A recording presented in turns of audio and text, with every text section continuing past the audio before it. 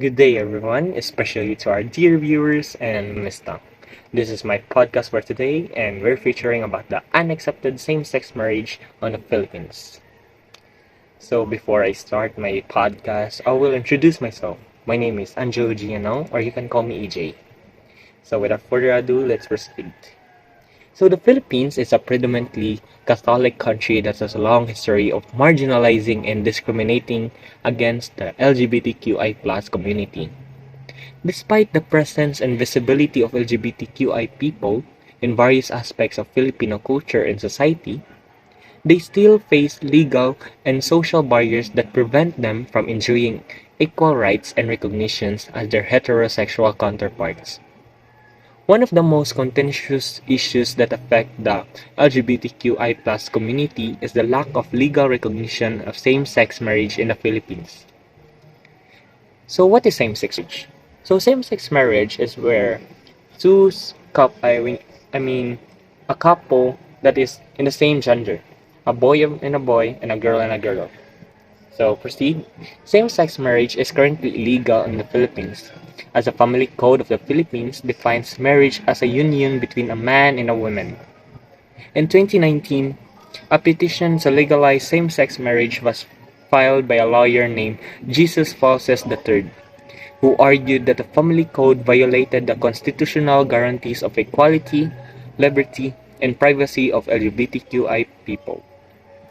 However, the Supreme Court dismissed the petition with finality in 2020, citing various procedural and substantive flaws in Fawcett's argument. The court also stated that the issue of same-sex marriage should be addressed by Congress through legislation rather than by judicial fiat. So, while some lawmakers have expressed support for legalizing civil unions for same-sex and opposite-sex couples, which would grant them some of the rights and benefits of marriage, such bills have faced strong opposition from conservative and religious groups, as well as some senators who have vowed to block them. Thus, the prospects of legalizing same-sex marriage or civil unions in the Philippines remain bleak and uncertain. As the LGBTQI plus community continues to struggle for recognition and acceptance in a society that is still largely influenced by Catholic doctrine and traditional values. So, same-sex marriage is a controversial and unresolved issue in the Philippines, in my opinion. Despite the presence and acceptance of LGBTQI people in Filipino culture, it is still unrecognized by the Supreme Court. So, the court also states that the matter should be addressed by the Congress, which has the power to amend the laws that define marriage as a union between a man and a woman. But Congress has not shown much interest or support for same-sex marriage, which could deem as void. That petition that is filed to the Supreme Court can be deemed as void up to now. The LGBTQI community and its allies continue to advocate for equal rights and recognition of same-sex marriage in the Philippines, hoping for a change in the legal and social landscape that would allow them to love and live freely as an individual in this society. So here I am again. So those what I've said earlier are the facts that have accumulated about the unaccepted same-sex marriage in the Philippines. But in my commentary, the unaccepted same-sex marriage in the Philippines vary depending on one's religious, political, and social views, as what I have observed.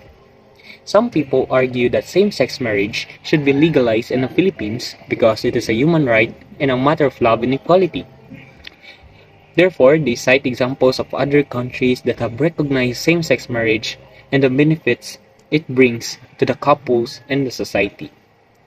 They also challenge the traditional and conservative views of marriage and family that are influenced by the Catholic Church and the Philippine Constitution.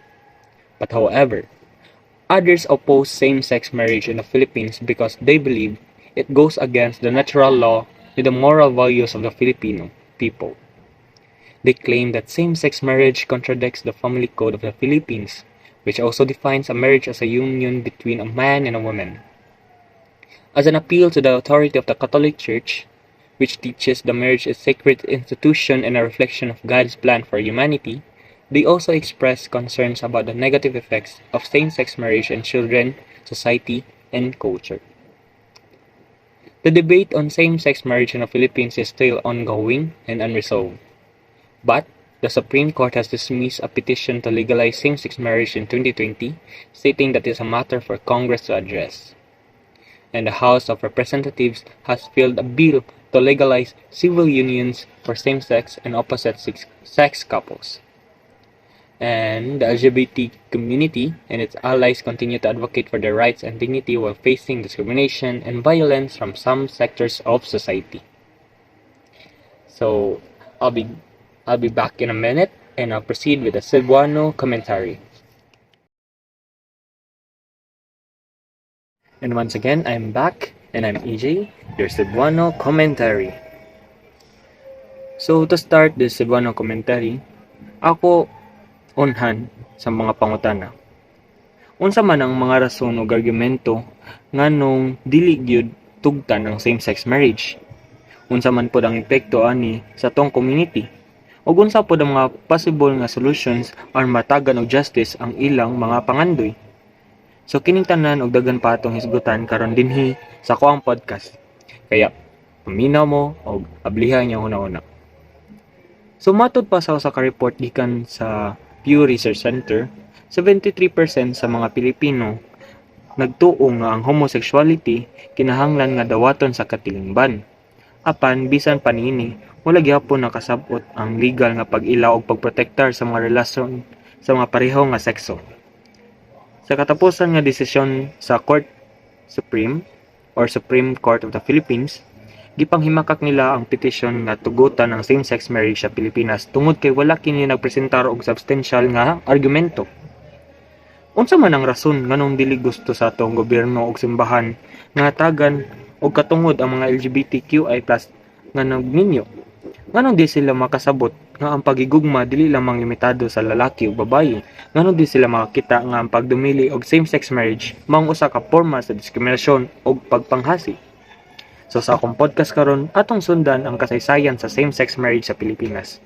Ug atong tan-awon kung unsa nato mapauswag ang atong pagpakig-alayon o pagrespeto sa mga LGBTQI+. Nga gusto lamang mapanipayon uban sa ilang mga hinigugma. Sa atong kasaysayan sa Pilipinas, maong usa ka nasod ang nagtahod ug nagpakita og pagmahal sa mga LGBT community.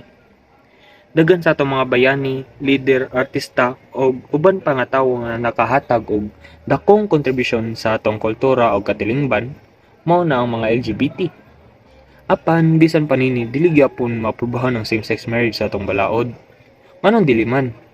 Unsa man gyud ang rason nga gipanghimakak niini? Unsa man gyud ang mga epekto no sa mga LGBT couples nga gusto ra man sila magpakasal? Nya, unsa sad atong mahimo bilang citizen ani na country? So kini ang pipila ka mga pangutana nga atong tubagon karon. So kini no usa lamang nga panig-ingna og pagpahayag sa akong opinion isip usa ka podcaster. Una sa tanan, atong tanawon ang legal nga aspeto sa same-sex marriage. Sa kasamtangan, ang Pilipinas mao ang usa ka nasod nga nagsunod sa Civil Code of the Philippines nga nag-ila lamang sa kasal tali sa usa ka lalaki o usa ka babaye. Dili kini naghatag og espasyo alang sa same-sex couples nga gusto magpakasal. Ang ubang nasod sama Estados Unidos, Canada, Australia ug uban pa naghatag na og balaod nga nagtugot sa same-sex marriage apan nganon dili kini mahimo sa Pilipinas. Ngano di ay? Ang usa ka nagdagkong rason mao ang impluwensya sa simbahang Katoliko. Ang Pilipinas mao ang pinakadakong Katolikong nasod sa Asya. Ang simbahang Katoliko nagtuo nga ang kasal mao ang sagrado nga sakramento nga gihimo alang lamang sa usa ka lalaki ug usa ka babaye. Ang same-sex marriage dili kini tuguton tungod kay supak man gyud ni siya sa law of moral law matod pa nila daw. Unya ang simbahang Katoliko nag-awhag usab sa mga politiko ug mga opisyal nga dili mo suporta o mutabang sa pagpasar og same-sex marriage bill. Kay lagi dili ni tugon sa Ginoo. Ang ikaduhang rason mao na ang kultura ug tradisyon. Ang Pilipinas maong usa ka nasod nga may kusog nga pamilya ug komunidad nga panimuot. Ang kasal dili lamang usa ka personal nga desisyon apan usa sab ka sosyal nga okasyon. Ang kasal nagdala og kalipay o paghiusa sa duha ka pamilya. Pero ang same-sex marriage dili kini maayo alang sa uban tungod kay kini lagi dili makahatag og anak or sunod-sunuran. Nya, ang same-sex marriage dili usab tugma sa atong mga kinaiya sama sa pagkayubsanon, pagkamaluoyon ug pagkamatimanon. Ang ikatulong rason mao ang discrimination o prejudice. Bisan pa man nga adunay daghang mga LGBT individuals nga nakabaton og respeto ug pagdayeg gikan sa ilang pamilya, higala ug katrabaho, adunay gapoy daghang mga LGBT couples nga nakasinati og pagpanghimakak, pagpanghasi, pagpangabuso ug pagpadaot gikan sa uban. Ang ilang rasyon dili gyapon maayo alang sa uban tungod kay kini dili dawat sa katilingban. So kani man siya tong tawag na mga homophobic. Sila tong mga nag-abusar sa mga LGBT couples. And that's all. Mura na akong matubag sa pagkakaroon. And I'll be back for the summarization of my topic.